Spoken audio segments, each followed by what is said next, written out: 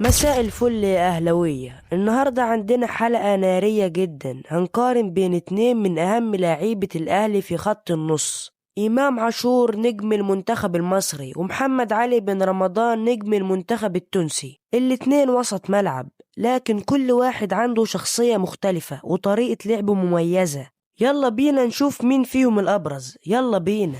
إمام عاشور معروف إنه بوكس تو بوكس، يعني من منطقة الجزاء لمنطقة الجزاء، بيعتمد على القوة البدنية والاندفاع والتسديدات اللي بتغير الماتش. في المقابل محمد علي بن رمضان أهدى شوية، بيحب يلعب بعقله مش بس برجليه، عنده دقة تمرير عالية، بيعرف يقطع كورة صح وبيفتح مساحات لزمايله.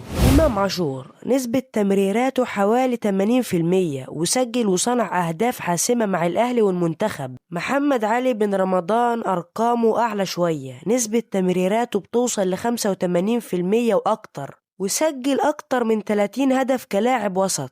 يعني ببساطة كده عاشور بيديك القوة والسرعة، وبن رمضان بيديك الدقة والهدوء. مميزات وعيوب كل لاعب فيهم. إمام عاشور مميزاته عنده قوة بدنية رهيبة، تسديدات بعيدة وروح قتالية. عيبه إنه أوقات اندفاعه الزايد ممكن يضر الفريق. مميزات محمد علي بن رمضان: تمريراته دقيقة جدا وهادي وبيعرف يقرأ الملعب، متوازن دفاعا وهجوما.